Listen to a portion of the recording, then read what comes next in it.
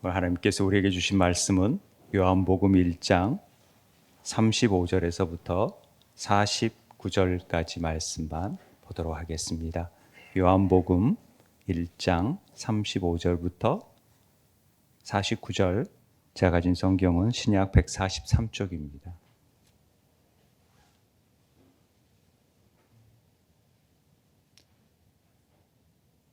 요한복음 1장 35절에서 49절 말씀을 교독하도록 하겠습니다. 제가 먼저 읽겠습니다.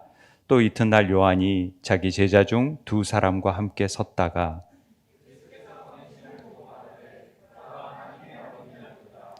두 제자가 그의 말을 듣고 예수를 따르거늘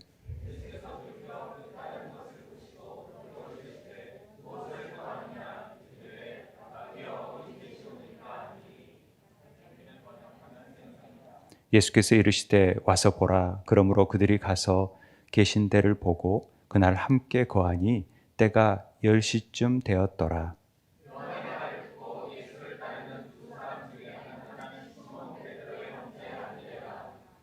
그가 먼저 자기의 형제 시몬을 찾아 말하되 우리가 메시아를 만났다 하고, 메시아는 번역하면 그리스도라.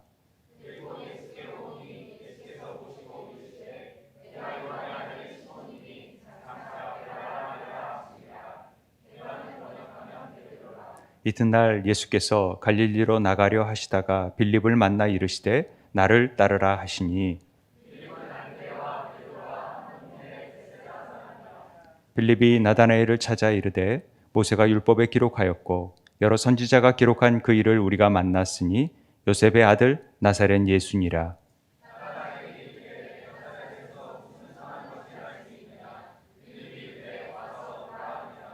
예수께서 나다나엘이 자기에게 오는 것을 보시고 그를 가리켜 이르시되 보라, 이는 참으로 이스라엘 사람이라 그 속에 간사한 것이 없도다.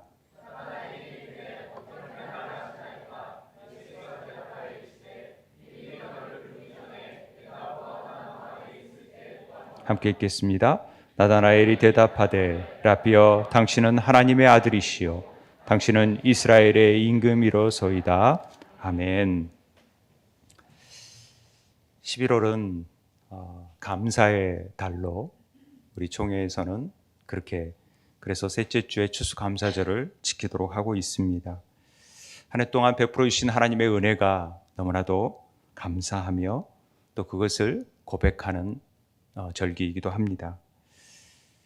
특별히 우리 추수감사주일에 임직자들을 세워지는 뜻깊은 날이 되고, 또한 우리 세움 기독학교가 신입생을 모집하게 되므로 1년에 많은 일들이, 새로운 교사들이 헌신하게 되고 세워지고, 또 우리 새로운 아이들이 세워질 수 있는 귀한 기간입니다. 하나님께서 우리 세움교회에 부어주신 은혜가 참으로 놀랍고 또 감사하게 여겨지는 때입니다. 많은 임직자들이 세워지고 또 이렇게 교사로 헌신하는 사람들이 세워지고, 또 우리 이 많은 성도들과 함께 영혼 구원의 사명을 감당한다라는 것이 얼마나 벅찬 감격으로 다가오는지 모르겠습니다. 9년 전에 세워진 작은 교회가 이렇게 이제 양주 땅으로 와서 이곳에서 이런 귀한 사역을 베풀 수 있다라는 것이 저는 그냥 기적처럼 여겨집니다. 여러분들은 어떻게 생각하실지 모르겠지만, 그러나 정말 기적은 우리 한 사람 한 사람을 주님이 찾아오시고 오늘 이 자리에서 이 구원의 감격을 가지고 하나님께 예배할 수 있다는 것이 얼마나 큰 복이고 감사인지 모르겠습니다. 구원해 주신 것뿐만 아니라 하나님의 일을 하게 하기 위한 파트너로서 불러주셔서 때로는 임직자로 직분을 주시고 사역자로 또 목자 목녀로 각자의 일들을 감당하기 위해서 하나님이 그렇게 세워주시는 일들이 여러분들은 어떻게 생각할지 몰라도 얼마나 복되고 귀한 일인지 다시 한번 깨닫고 그것을 입술로 찬양하는 11월 한 달이 되길 바랍니다. 그런 의미에서 우리가 이제 지금 열한문제 통독을 하면서 특별히 복음서를 우리가 읽고 있는데, 요한복음을 읽으면서 쭉 예수 그리스도께서 이 땅에 와서 행하신 일들, 그것들을 묵상하는데 특별히 요한복음에 설교할 내용들이 너무 많잖아요. 그리고 또 설교도 많이 했고 중요한 내용들은. 근데 이번에는 이 제자들을 부르시는 광경이 요한복음에 있어서 좀 특이한 광경들이 있어서 그 부분이 묵상이 되어서 그걸 함께 나누고자 합니다. 영혼 구원하여 제자 삼는 일들이 우리 교회의 표어고 또 다음 세대를 세우는 일들과 연관이 있기 때문에 목장에서 열심히 씨를 뿌렸는데도 열매를 거두지 못하는 경우도 있고 제자 삼는 일을 소홀히 할 수도 있지만은 그런 일들이 분명 커다란 밑거름이 되고 하나의 미랄이 되어져서 좋은 열매를 곧 맺게 되리라고 저는 믿습니다. 오늘 그래서 제자들의 삶이 어떠한 것인지, 주님을 따르는 삶에 어떻게 해서 주님을 따르는 것인지에 대해서 함께 생각해 보면서 말씀을 듣고자 합니다. 인생에 있어서 누굴 만나느냐는 굉장히 중요한 문제입니다. 늘 만남이라는 노래도 있지만은 한 사람의 만남을 통해서 그 인생이 망가지기도 하고 또 새롭게 큰 변화를 겪기도 하는 것이죠. 오늘 제자들이 주님을 만남으로 인해서 그들의 삶이 어떻게 변화됐는지를 가름할 수 있는 그 만남의 부분을 우리가 통하여서 우리의 만남은 어떠했는지를 좀 되새겨 볼 수 있는 시간이 됐으면 좋겠습니다. 하나님께서 이 땅에 예수님이 오시기 전에 미리 한 사람을 예비하십니다. 그게 세례 요한입니다. 그의 길을 걷게 하라고 예비하신 죄사자가 세례 요한이었습니다. 그가 오늘 요한복음 1장 29절에서 이렇게 얘기합니다. 예수께서 오시는 것을 보고 보라, 세상 죄를 지고 가는 하나님의 어린 양이로다. 어쩜 이런 고백을 할 수 있을까? 도대체 어떤 사명을 받았길래 이런 고백을 할 수 있을까? 이게 이렇게 느껴져 갑니다. 그 모든 세상의 죄를 지고 갈 수 있는 그 어린 양이라는 말 속에는 예수님의 사역의 모든 것들이 함축되어 있다라는 것을 보게 됩니다. 세례 요한에게는 아마 두 제자들이 있었던 것 같아요. 여러 제자들이 있었다고 알 수 있지만은 특별히 두 제자가 우리가 이름은 알려지지 않지만 안드레와 요한으로 알려져 있었죠. 그 제자들이 이 소리를 듣습니다. 요한의 제자들이면서도 요한이 자기 제자 중 두 사람과 함께 섰다가 예수님이 지나가신 것을 보고 말하되 보라, 세상 죄를 지고 가느니 빠져 있네요. 하나님의 어린 양이로다 말씀을 했어요. 그러니까 이 제자들이 의리도 안 지키고 그냥 바로 예수님을 따라가 버리는 사건을 오늘 우리가 보게 됩니다. 아마 이랬을 것 같아요. 너희들이 내 제자로 있지만은 나는 아무것도 아니다. 정말 내 뒤에 오시는 분이 진짜 참 메시아이시고 그분이 우리를 구원하실 자이다. 그러니 나는 그분의 신들매도 감출 수 없으니 그분을 섬겨야 된다라고 입이 닳도록 아마 얘기했던 것 같습니다. 추측컨대. 그러니까 두 제자들이 보라, 하나님의 어린 양이로다 라는 말을 하자마자 그래요? 그러면서 예수님을 따라가기 시작합니다. 그런데 우리는 그냥 보라, 하나님의 어린 양이로다라는 말을 얼마나 놀라운 말인지를 우리는 잘 이해하지를 못합니다. 그냥 감탄사구나, 보라가 하나님의 어린 양이구나 이렇게 보여지지만은 이건 인생에 있어서 유레카 하듯이 정말 놀라운 것을 보는 그런 감격의 말로 표현돼야 됩니다. 이 보라라는 말이 힘내, 히브리어로는 힘냅니다. 보라, 자 이런 뜻인데요. 이 글자가 이 해라는 히브리어 해라는 글자하고 눈, 해 이렇게 되어 있는데, 해라는 말은 호흡, 생기, 생명 이런 뜻이잖아요. 눈은 구원, 물고기. 우리가 배웠듯이 물고기이기 때문에 구원의 의미가 온전히 호흡으로 나타나 있는 표현이 해라는 표현입니다. 힘내, 헨이란 보라라는 뜻입니다. 그 해라는 말 안에는 모든 계시의 의미가 녹아져 있는 말이 보라. 자, 지금껏 우리가 기대했던 모든 것들, 자, 이 한마디로 봐. 이런 뜻이죠. 얼마나 놀라운 고백인지 모릅니다. 우리가 이 수요일마다 알파벳을 아이들에게 좀 가르치면서 배우고 있는데, 이 해라는 말이 보라, 계시, 호흡, 존재를 나타내는 말이다. 그래서 찬양할 때 보라라는 말을 쓰고 예배자의 의미도 들어 있고요. 호흡, 숨, 생기 이게 다 해와 들어가 있습니다. 예수님의 하나님의 이름도 해가 들어가 있듯이, 그러니까 이 보라라는 말에는 하나님의 계시의 모든 것들이 지금 다 들어가 있습니다. 성경이 그토록 얘기한, 그리고 구약에서 그토록 많은 사람들이 얘기한 그분이 계시되어 있는데, 봐, 저분이야 라는 의미가 포함되어 있는 것이죠. 그분이 하나님의 어린 양이야. 왜 어린 양으로 표현했을지 세례 요한이, 하나님 성령께서 말하게 하신 거겠지요. 구약에서 우리는 어린 양의 사상을 잘 배웠습니다. 가장 먼저 아브라함과 이삭을 통해서 배웠지요. 이삭이 나무를 거치고 모리아산으로 올라가는 모습이 예수 그리스도의 십자가의 모습을 예표한다라는 것을 우리는 잘 압니다. 그걸 통해서 아브라함이 이삭을 죽이려고 그러잖아요. 그럴 때 됐다, 잠깐만. 그리고 한 말이, 내가 너를 마음을 알겠다 그러면서 하신 말이, 어린 양을 이미 준비해 뒀으니까 해하지 말라 이렇게 말씀하시잖아요. 그때 나온 말이 여호와 이레입니다. 하나님은 우리 각자를 향한 놀라운 계획을 미리 준비하고 계신 분이십니다.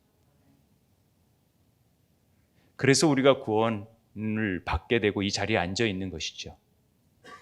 그래서 여호와 이레, 준비하시는 하나님, 예배하시는 하나님을 우리가 고백하게 되는 것입니다. 그리고 또 잘 아는 사건이 유월절 사건이죠. 출애굽 때 예수님이 꼭 기억해, 유월절을 꼭 지키라는 말씀은 너희들이 어떻게 구원받았는지를 알라는 것이죠. 다 죽어야 돼. 특별히 장자들이 죽음의 마지막 재앙을 통해서 패스오버하는, 어린 양의 피를 뿌려야지만이 구원을 받는 사건이 유월절 사건 아닙니까?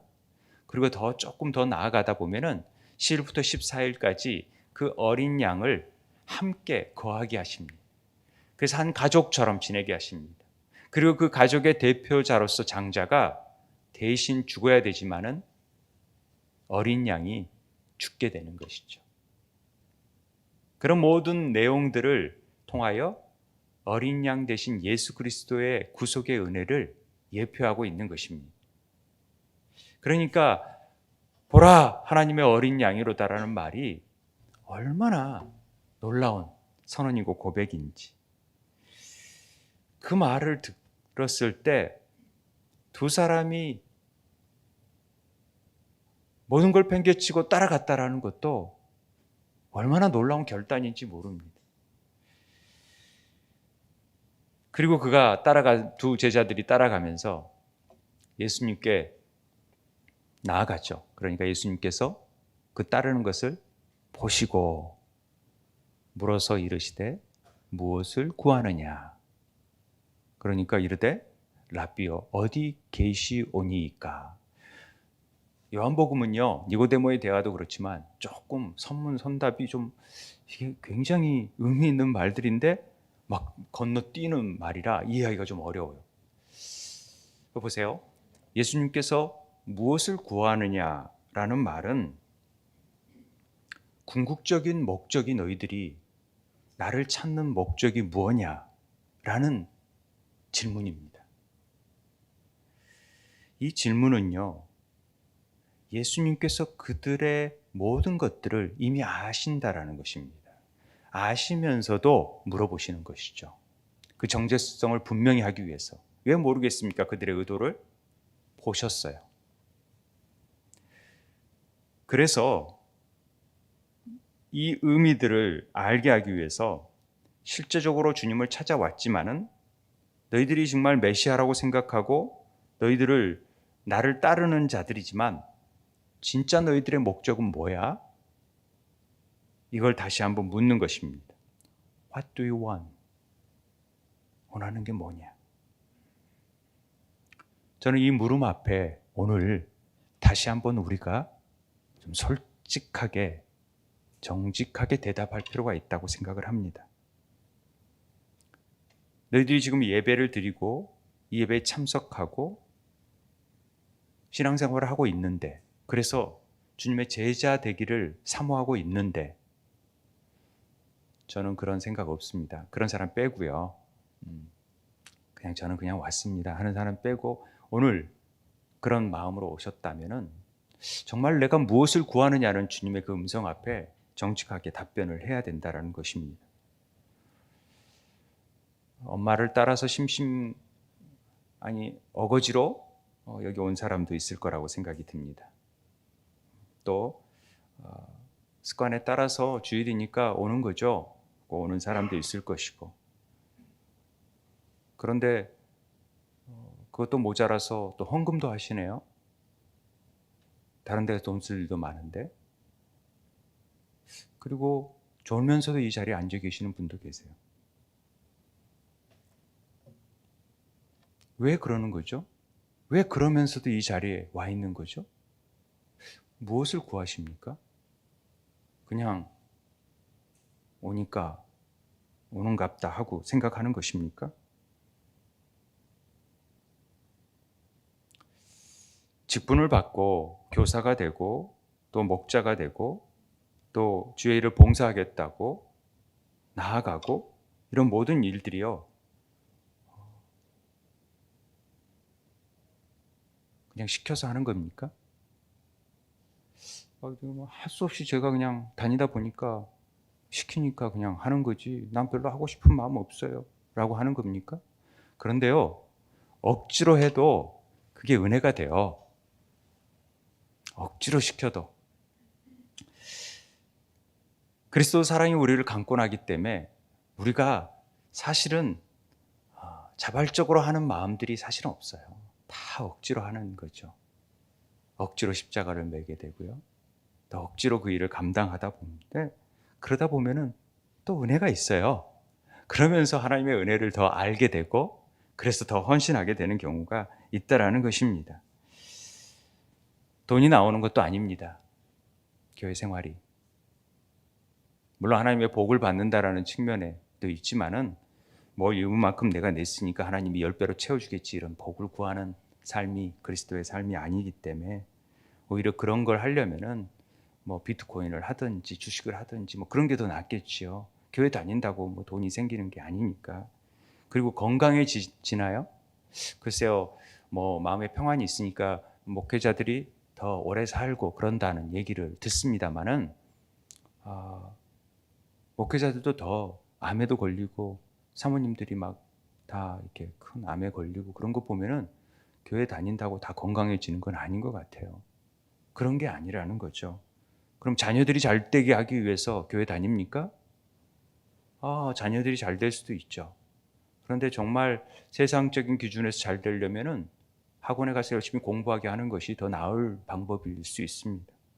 그럼에도 불구하고 우리는 이곳에서 자녀를 데려오게 하고 또 함께 예배드리고 주님을 만나게 하는 것은 무언가 주님을 따른다라는 것이 세상에서 줄 수 없는 무언가가 있기 때문에 그렇습니다. 한 자리를 얻으려고 하는 것은 아니죠. 대통령 옆에 무슨 라인이 되어져서 윤석열의 사람들, 이재명의 사람들이 아니라, 그런 이익을 얻기 위한 것이 아니라 진정으로 하나님의 뜻을 이룰 수 있는 무언가가 있기 때문에 우리가 이 자리에 와서 주님을 따르려고 하는 겁니다. 그런데 그럴 때 한번 주님께서 무엇을 구하느냐? 라는 물음 앞에 다시금 우리가 내가 못하고 있지? 정말 내가 뭘 하려고 지금 이러고 있지? 라고 하는 질문에 정직하게 답변을 해야 된다라는 말입니다. 제 아들은 그렇게 묻는 말에 라삐어 어디 계시오니까? 라는 말로 대답합니다. 주님이 어디 계십니까? 계시는 곳이 별로 없잖아요. 그런데 어디 계시냐는 말은 아마 이런 것 같아요. 주님이 계신 곳에 우리도 가서 함께 거하면서 주님의 삶을 고스란히 보고 느끼고 저도 제자단 주님을 따르는 삶을 살겠습니다라는 고백이 아마 라삐 어디 계시니까 라는 것 속에 저는 포함됐다라고 생각을 합니다. 주님은 우리의 그런 모든 내용들이 어떠한 목적인지가 잘 드러나 있지 않지만은 이미 보시고 아십니다. 그러니까 이 보시다라는 단어가요, 참 헬라어나 히브리어로 보면은 좀 다릅니다. 우리나라 말로는 다 보시고지만 다 달라요. 이 처음에 보시고는 이 데아오마이라는 헬라어 말입니다. 이 보다라는 말은 그냥 보는 게 아니라 관심과 의도를 가지고 깊이 꿰뚫어 보는 의미가 담겨져 있습니다. 데아오마이라는 말 자체가. 그래서 그냥 보는 게 아니에요. 깊이 있게 보는 거예요. 그러니까 예수님께서 많은 제자들이 있지만 따라오는 제자들을 둘을 보시면서 특별히 무엇을 구하느냐라고 묻는 것은 우리 모든 자들이 어떤 의도를 가지고 주님을 따른지를 주님이 왜 모르시겠습니까? 다 아심에도 불구하고 다시 한번 너희의 정체성을 분명히 해라라는 것을 우리에게 예고하시는 것입니다. 신앙생활 하다 보면요, 저 사람은 교회에 온 목적이 뭐겠다라는 것들이 보여집니다. 저같이 좀 무감각한 목사도 저 사람이 어떤 목적으로 지금 임하고 있구나 이런 게 보여져요. 주님은 왜 모르시겠습니까? 그런데 주님이 보시는 부분은 그런 면도 보시지만 그 너머 뒤에 있는 그 안에 감추어진 열정들도 보신다라는 것이죠. 그게 하나님의 계획이고 의도이신 것 같아요. 제자를 부르시는. 직접 그들이 찾아오는 것 같지만 주님은 우리를 찾아오셨고 우리를 알게 모르게 부르시는 것입니다. 그 부르심에는 분명한 하나님의 계획이 있어요. 그것을 쓰시고자 하시는 계획이 있다라는 것이죠. 그러니까 우리가 섣불리 판단해서는 안 된다라는 것입니다. 저 사람은 스펙도 별로 안 좋은데 뭘 한다 그러고, 저 사람은 뭐 임직자가 될 것 같지도 않은데 왜 임직자가 되어졌지? 뭐 이런 얘기를 할 수 있는 소지가 안 된다라는 거죠.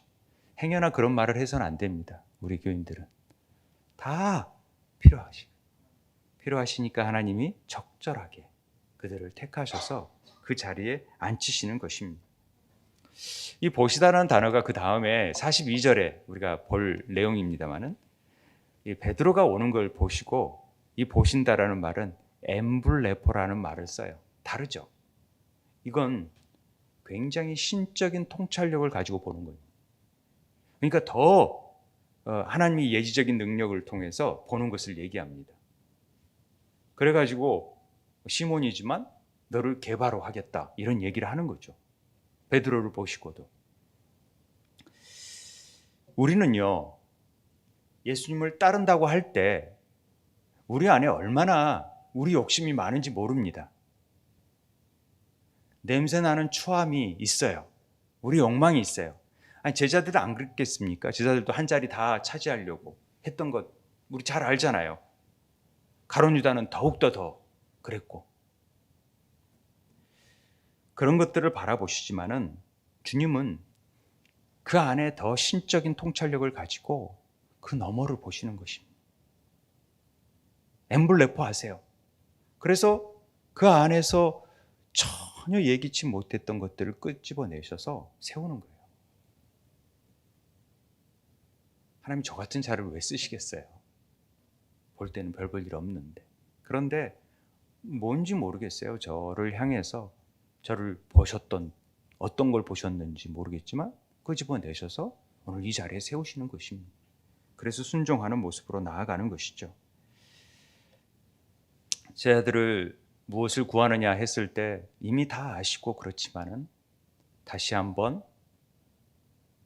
너의 정체성 통해서 하나님께서 원하시고 뜻하신 바가 무엇인지를 알아라.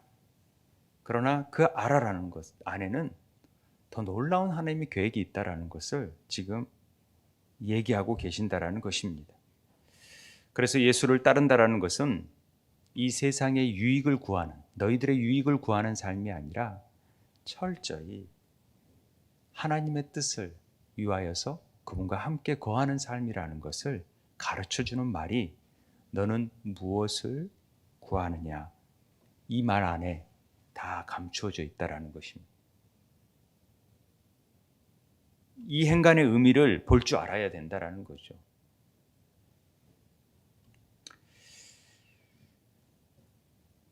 교회의 일이 그렇습니다.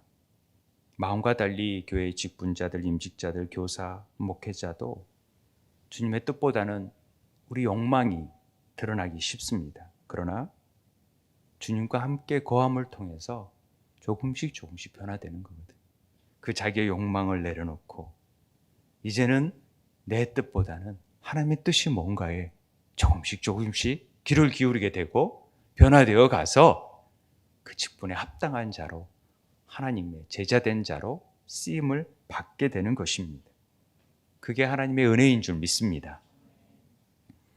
세례 요한이 보라, 세상 죄를 지고 간 하나님의 어린 양이로다 하고 하늘의 비밀을 깨달았듯이 우리들도 이 하늘의 비밀을 깨닫게 됩니다. 그러자 그렇게 깨닫게 되는 순간 낙대 털옷을 입고 광야에서 외치는 자의 소리가 되는 거죠. 선교사라도 나가고 목회자라도 나가고 자기의 일터 가운데에서도 철저히 주님의 목적을 위한 삶이 되어지는 것입니다. 이게 제자된 삶의 모습입니다. 하나님이 이걸 원하시는 것이죠. 자기의 만족을 위해서 자기의 일터 가운데에서 자기의 욕망을 채우기 위해서 막 이러는 게 아니라 그걸 내려놓고 정말 주님이 뜻하신 바가 뭔가 여기에 집중해야 됩니다. 이걸 놓쳐버리면 다 욕심과 탐욕 속에서 사망에 이르는 죄에 빠지는 거죠. 이 싸움이라는 것이 우리 신앙생활에는 얘기를 했습니다.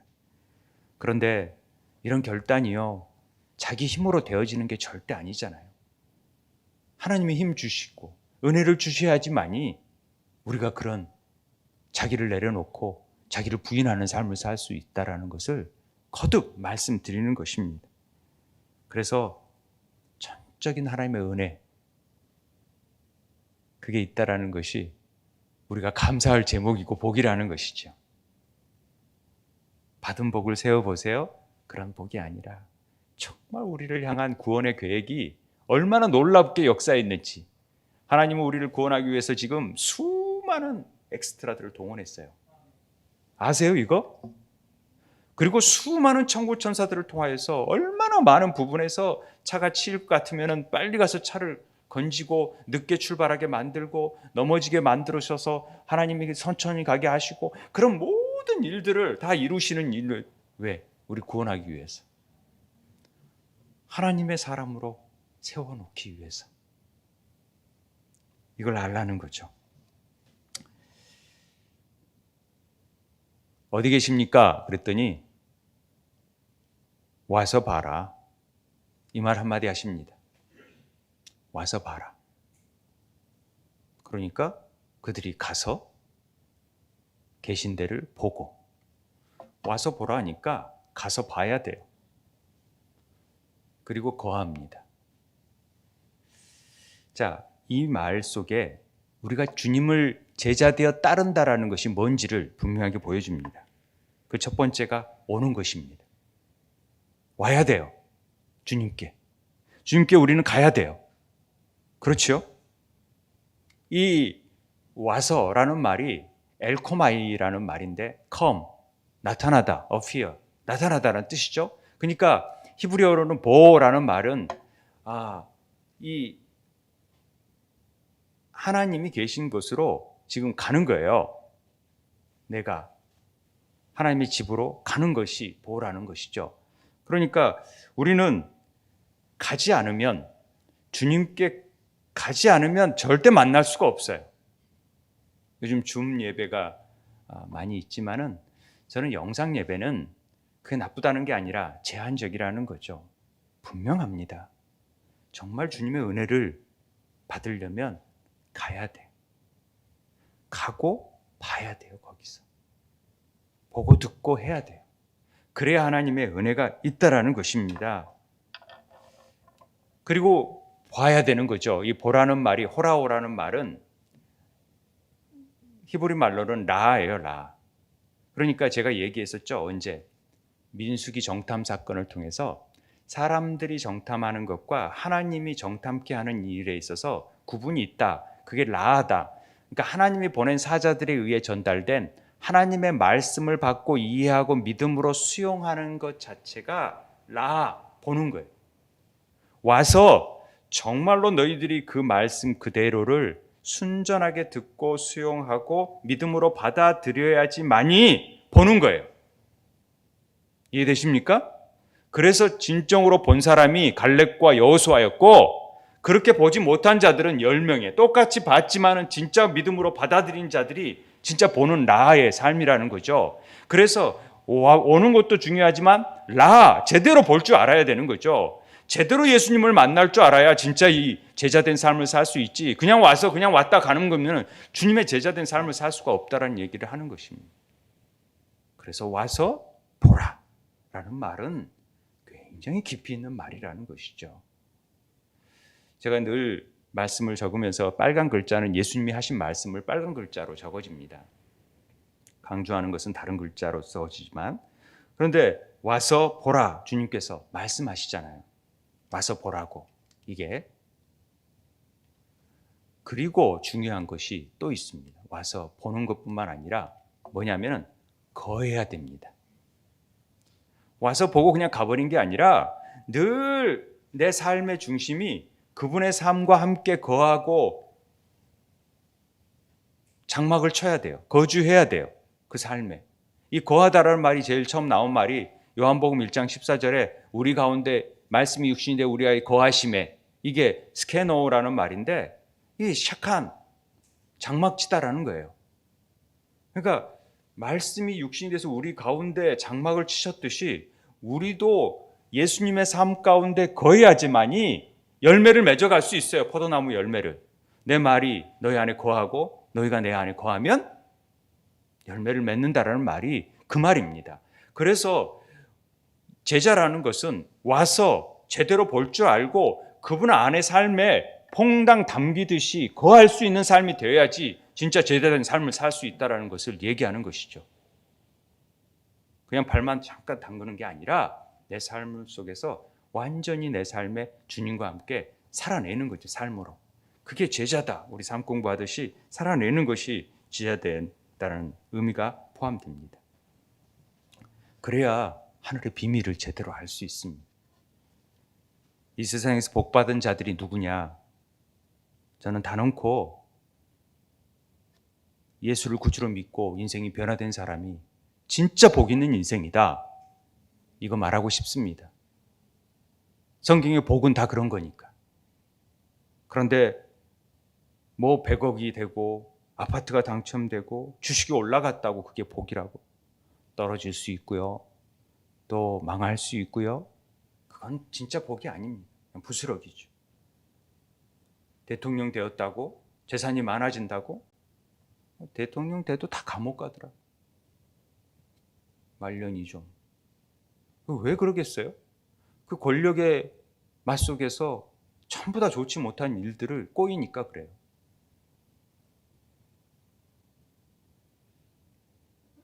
정치판으로 안 나간 게 얼마나 감사한지.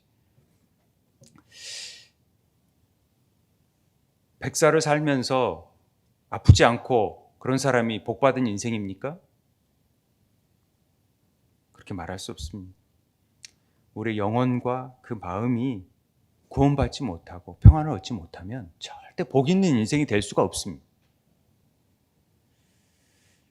여전히 죄에 눌려서 살 수밖에 없고 탐욕 속에서 살 수밖에 없습니다. 그런데 진짜 복 있는 인생은 예수를 믿고 변화된 사람들이 진짜 복 있는 사람들입니다. 세상 사람들에서는 별 볼 일 없이 보인다 해도 또 때로는 비참한 죽음을 당하고 믿는 사람이 왜 저런 인생을 당해? 그런 것 같아도요. 세상과 비교할 수 없는 복, 영생의 복을 누린 자가 되는 것입니다.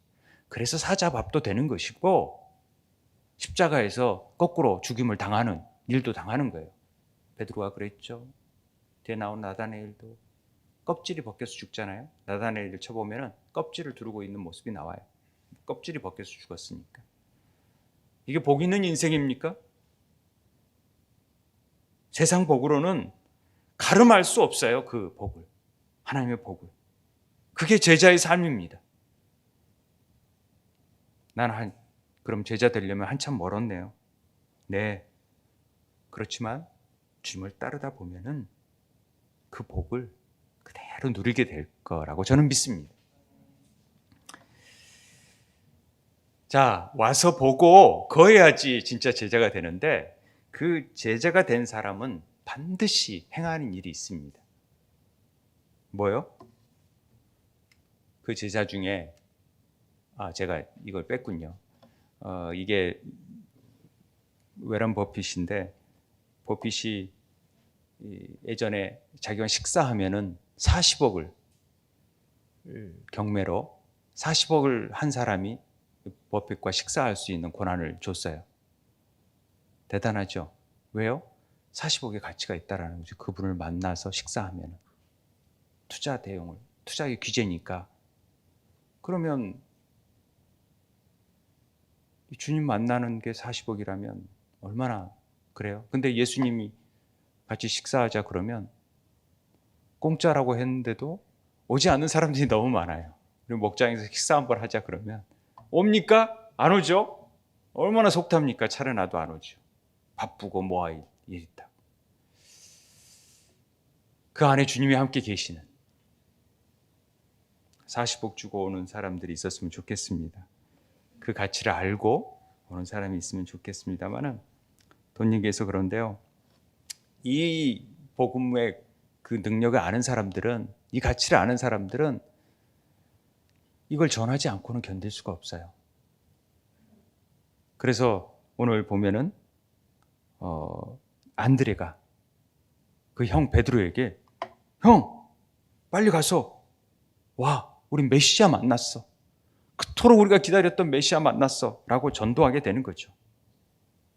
왜요? 라했기 때문에, 잘 봤기 때문에. 가서 보니까 정말 그 말씀하신 그대로 성경에서 가르쳐준 그대로 그분이시니까 우리 가자 이렇게 얘기하는 거거든요. 와서 보고 거하니까 알게 되는 겁니다. 그러니까 전달하게 되는 거죠.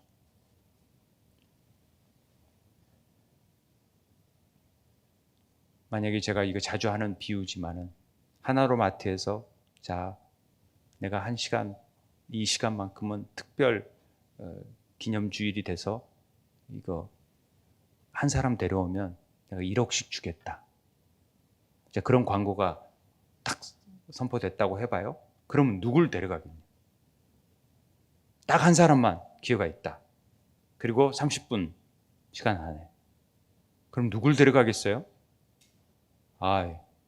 딴 사람 받으면 기분 나쁘니까 나는 한 말 안 하고 나만 받으면 돼 하고 그냥 끝내겠습니까? 한 사람까지 더 올 수 있게 해준다고 그러면 달려가서라도 내 말을 잘 알아듣는 부인이나 자녀들에게 빨리 알려주겠죠. 그럴 거 아닙니까? 그런데 예수님을 메시아를 보고 구원에 만난 감격을 그 1억에 비교할 수 있겠습니까? 억만금을 준다 해도 그걸 못하잖아요. 40억을 주고도 식사를 못하는데 수천억을 준다 해도 영생의 소식 그걸 전할 수 있겠습니까? 그 기쁨을 공짜로 준다 해도 무료로 준다 그래도 안 오잖아요. 나 바쁘다고. 나 할 일 있고. 그런데 왜 가? 믿지도 않아요. 뻥치네. 내가 그렇게 한가한 줄 알아? 그런 말 듣고 가게. 그리고 마다한다라는 것입니다. 진짜 복이 뭔지 알아야 됩니다. 저는 감사의 계절에 늘 이거 참 감사하다. 결론은 그래요. 늘 날 구원하신 은혜 감사. 이것만큼 놀라운 게 어디 있어요? 그리고 내가 이렇게 주의 일을 할 수 있도록 하나님 허락하셨던 거 감사. 이게 감사지요. 시몬이 안드레 형제 안드레가 시몬 가서 메시아 만났다. 그러니까 그걸로 끝나지 않고 데리고 베드로를 예수님께로 데리고 간 거죠. 또 다시 보게 하려고. 그러니까 예수님은 그것을 보십니다. 그게 엠블레포라 그랬잖아요. 신적인 통찰로 딱 보니까 네가 요한의 아들 시몬이구나. 그런데 장차, 이 장차란 말이 참으로 놀랍습니다. 장차 게바라 하리라. 게바는 베드로. 너를 게바는 아람어거든요. 게바라 베드로라 하리라. 베트로 너를 반석되게 하리라. 너를 보니까 시몬이네. 말씀을 잘 듣는 애구나. 시몬. 쉐마에서 나온 말이라는 걸 알겠죠? 예. 그런데 이 본다라는 말이 딱 예지적인 능력으로 보는 거예요. 신적인 통찰력으로. 그러니까 미래의 내일도 보죠. 이 엠블레포라는 말이 이 히브리어로는 나바트라는 말인데 나바트도 본질을 바라보는 내용이거든요. 그런데 이 말이 어디에 쓰였냐면은 몇 군데 있지만은 가장 우리가 잘 알 수 있는 말이 스가랴서에서 내가 다윗의 집과 예루살렘 거민에게 은총과 강구하는 심령을 부어주리니 성령이 부어짐을 통해서 그들이 그 찌른바 그를 바라보고 그 찌른바 그를 바라보고 그를 위하여 애통하기를 독자를 위해서 애통하듯 하며 그를 위하여 통곡하기를 장자를 위해 통곡하듯 하리로다. 이게 메시아의 예언에 스가랴가 받은 내용 아닙니까? 그런데 성령을 통해서 바라보는 그 능력을 미리 예수님의 십자가의 고난을 스가랴가 보는 거예요. 그리고 예언하는 거예요. 그러듯이 이 보는 것은 나바트라는 말이 이렇게 보여지는 거예요. 엠블레트라는 말이 이렇게 예지적인 능력으로 보는 의미를 얘기합니다. 그러니까 지금 시몬으로 보여지는 거예요. 시몬은 잘 들어요. 듣는 게 굉장히 중요하잖아요. 잘 듣지만 듣는 사람들이 귀가 얇은 사람들이 많아요. 잘 듣는 사람들이 또. 잘 들으니까 흔들려요. 그래서 이 시몬이라는 말은 샤마에서 유래된 말인데 잘 들음. 그렇지만은 흔들리는 갈대라고도 얘기를 해요.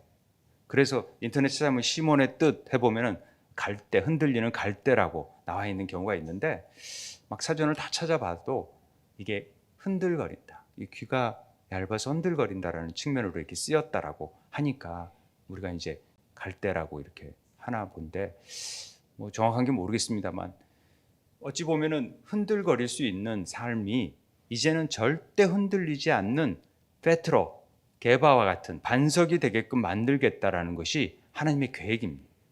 제자라는 건요, 와서 거함게 되면요, 별 볼 일 없는 인간도 하나님께서 흔들리는 인간도 정말 반석이 되게 만드시겠다라는 것입니다. 그 반석이 되게 하신다는 것은 얼마나 놀라운 하나님의 계획이 있냐면은 그 안에 천국 열쇠를 주시겠다는 것이고 그게 하늘에서 매이고 내가 땅에서 못이 풀면 하늘에서도 풀리는 놀라운 일을 이루어 간다라는 것입니다. 그게 나다나엘을 통해서 나타나는데 더 큰 일입니다. 제자의 삶을 산다라는 것은 그런 그리스도의 반석 위에 든든한 집으로 세워가겠다라는 하나님의 약속의 언약입니다. 여러분을 부르신 것은, 교회 되게 하신 것은 그런 하나님의 약속이 있다라는 사실을 절대 놓쳐서는 안 됩니다. 우리의 자녀들이 지금은 비록 연약해 보일지 몰라도 그들이 세상을 뒤바꿀 아이들로 변할 거라는 믿음과 확신이 있기 때문에 우리가 그 일을 하는 것입니다.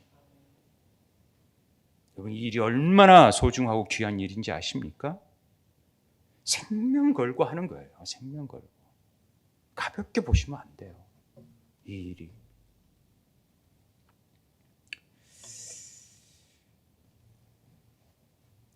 보잘것없는 우리들을 주님이 찾아오셔서 우리를 부르시고 와서 보라 하시고 거하시게 하셔서 우리 인생이 반석되게 늘 유혹에 흔들리는 우리들을 주님이 그 중심이 되셔서 붙잡아 주셔서 늘 하나님의 교회 되게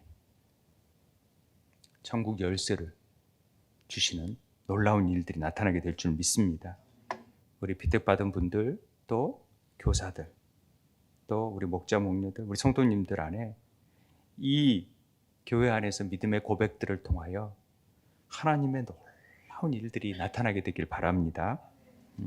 뒤에 시간이 됐지만 나다나엘이 나오는데요. 이 나다나엘도 47절에 보면은 나다나엘도 와요. 빌립이 와가지고 나를 따르라 하니까 이제 빌립도 나다나엘에게 가가지고 야, 내가 봤어. 나사렛 예수. 나사렛에 뭐 선한 것이 난다고. 나다나엘은 그 미가서를 통해서 베들레헴에서 선지자가 나오리라는 걸 알고 있었기 때문에 나사렛에서는 선한 것이 나올지 몰랐어요. 그런데 믿고 가는 거죠. 이때니까 가서 보려고. 그런데 예수님께서 나다나엘이 자기가 오는 것을 보시는 거예요. 보시는 거예요. 딱 보시자마자 보라, 이는 참으로 이스라엘 사람이라 그 속에 강사한 것이 없도다. 어떻게 아세요? 그러니까 빌립이 너를 부르기 전에 이미 내가 무화과 나무 아래에서 있을 때 보았도다. 이런 얘기를 합니다. 놀랍죠. 이 나다나엘이라는 말이 하나님의 선물이라는 뜻이죠. 하나님이 주셨다라는 뜻이에요. 이 나탄이라는 말은 주다고 엘이 하나님이니까 하나님이 주신 사람이에요. 그러니까 선물이에요. 나다나엘이나 우리나 전부 다 그리스도의 선물인 줄 믿습니다. 그 선물이 아니고서는 그 은혜를 누릴 수가 없어요. 하나님의 선물이니까. 하나님이 주셔야지만이 우리가 이 일을 감당할 수 있는 거죠. 하나님이 주시지 않으면 행할 수 없어요. 그래서 나다나엘이라는 인물이 요한복음에서만 등장해요. 왜? 다른 데서는 바돌로메로 나오는데, 돌로메의 아들로 나오는데 여기에서는 나다나엘로 이름을 함으로써 하나님께서 선물해 주셨다는 것을 굉장히 강조하는 것입니다. 제자들이.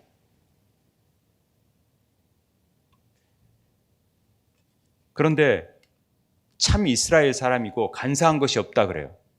이 간사하다는 말은 돌로스인데, 간사하다는 말을 가장 잘 알 수 있는 구약의 인물이 누구냐면 야곱입니다. 속이는 자.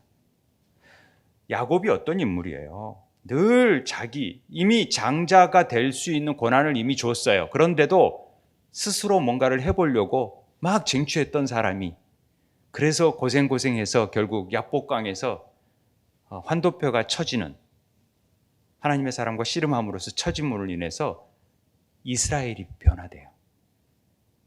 참 이스라엘, 간사하는 야곱과 이스라엘을 지금 얘기하고 있는 거죠. 뒤에 뭐 하늘 오르락 내리락 하는 것은 베델에서 천사가 오르락 내리락 하는 것을 보는 것과 마찬가지인 거지만, 그건 이제 설교를 예전에 다 했으니까 이미 아신 줄 알고, 이스라엘로 변화됐다라는 것은, 참 이스라엘이라는 것은 그 안에 간사한 것이 없이 철저히 하나님과 겨루어 이겼다라는 말 자체가 잘못 번역된 거라 그랬잖아요. 하나님과 겨루어 이겼다는 게 아니라 하나님께 이제 다스림을 받는 자가 되었다라는 뜻입니다.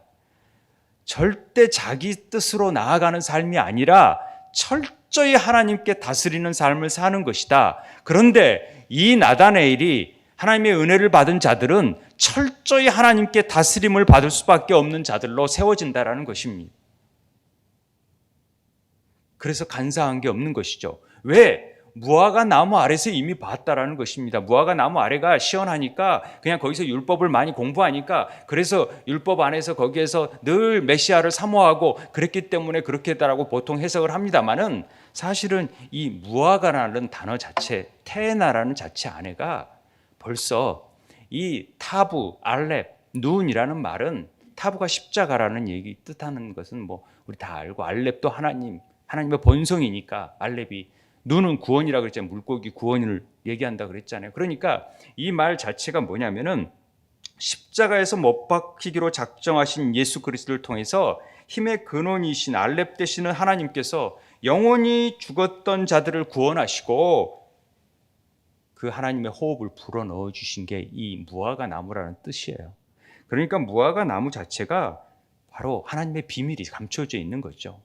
그 안에서 봤다라는 것은 이미 십자가 안에서 만세전에 예정하신 뜻 안에서 그를 구원하기로 계획하시고 그 일을 이루시기로 작정하신 뜻이 그 안에 있었다라는 것입니다. 저는 우리의 모든 성도들 한 분 한 분들이 하나님께서 그 만세전에 예정하신 뜻 안에서 그 구원을 이루기 위해서 오늘 이 자리에 앉게 하고 하나님의 뜻을 이루기 위해서 쓰임받게 하기 위해서 하나님의 제자되는 삶을 살기 위해서 그래서 그 제자되는 삶을 통하여서 땅끝까지 복음을 전하는 사명을 감당하기 위해서 오늘 이 일을 이루시고자 했다라는 것을 오늘 말씀을 통하여서 우리에게 가르치고 시고자 하는 뜻이라는 것을 오늘 믿습니다. 우리는 겸손하게 참 메시아가 누군지, 나를 구원할 자가 누군지, 그리스도의 십자가를 통하여서 나를 다시 살리실 하나님이 누군지에 대한 그 고민을 했을 때 주님이 우리를 찾아오시고 그 찾아옴을 통하여서 그 일을 이루어서 땅끝까지 복음을 전하는 사명을 감당하기 위해서 하늘에 문을 여시고 그 천국 열쇠를 주시고 그 일을 이루시게 하신 것을 믿습니다. 오늘 주님 우리에게 찾아오셔서 와서 보라 그리고 거하게 하심으로 비록 흔들리고 야곱 같고 속이고 기만하고 그런 자들이지만 하나님이 우리를 반석되게 하시고 그리고 이스라엘 되게 하셔서 하나님의 선물 되게 하셔서 우리가 진정 복 있는 자고 그 예수 믿는다는 것이 부끄러운 일이 아니라 얼마나 복된 은혜인가를 세상에 알리고 전하는 자들로 세워져 가기를 소망한다는 것입니다. 그런 복이 여러분과 여러분 가정 안에 또 여러분 자녀들에게 자손 만대로 이어지게 되길 주의 이름으로 축복합니다. 우리 함께 기도했으면 좋겠습니다. 하나님, 예수 믿는다라는 그런 사실을 부끄럽게 여기는 세대입니다. 이 받은 구원보다는 다른 세상의 것들에 주어지는 것들에 감사하고 감격하는 그런 믿음입니다. 주님, 우리들의 이 믿음 없음을 용서하여 주시고 그러나 그 중심을 보시고 그 너머에 우리를 통한 하나님의 그 형상을 바라보시게 하시고 그걸 통하여 우리를 세우시는 우리에게 직분을 주시는 그 사랑을 오늘도 깨달아갈 수 있는 삶이 되게 도와주십시오. 우리 함께 기도하도록 하겠습니다. 아버지 하나님,